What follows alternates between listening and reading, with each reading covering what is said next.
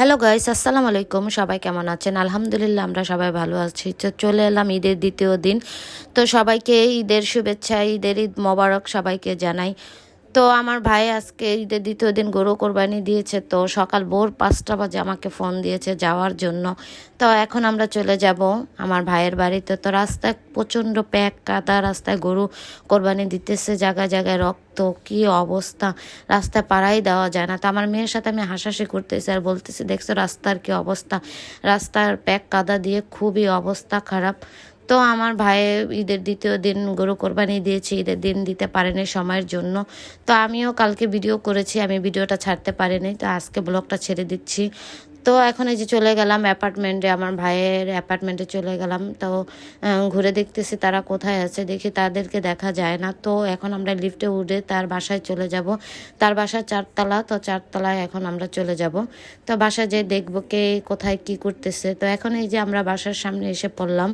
তো বাসার রুমের ভিতরে এখন আমরা চলে যাব। তো যেতেছি রুমের ভিতরে, দেখি কে কি করতেছে, সেখানে যেয়ে দেখবো। তো এই যে এখন আমরা রুমের ভিতরে চলে গেলাম।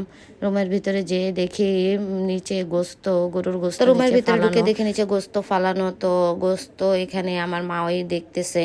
তো মায়ের সাথে একটু কথা বললাম। তো কথা বলার পর আমার মেয়েদের বলতেছে তোমরাও বসে পড়ো, তোমরা বসে বসে থাকো, দেখো কি হইতেছে। গরু কোরবানি দিয়েছে, গরুর গোস্ত নিচে ফালানো। তো মেয়ের সাথে একটু বসে ভিডিও করতেছি, পিক টিক তুলতেছি, ছবি তুলতেছি বসে বসে। আর কি করব, আর তো কোনো কাজ নেই। তো আমার ভাবি আসলে তো বলবো, কথা বলবো কি কি করা লাগবে। তো আমার ভাবির তো এখানে কেউ নেই, সে একা একা একা একা কাজ করতে পারে না। তো আমার মাও এসেছে আর আমরা। তো এই যে এখন গরুর ভুঁড়ি নেওয়ার জন্য প্রস্তুতি নিচ্ছে আমার বড় বোন আর আমি। গরুর ভুঁড়ি পরিষ্কার করব। কে কে গরুর ভুঁড়ি খান তা জানি না, কিন্তু আমার খুব পছন্দ গরুর ভুঁড়ি। তো এইখানে গরুর ভুঁড়ি পরিষ্কার করতেছে আর আমার মায়ের সাথে কথা বলতেছি, কারণ আমার ভাবি তো একা একা পারে না। তো আমার মাও আর আমি, আমার বড় আপু মিলে গরুর ভুঁড়ি পরিষ্কার করি।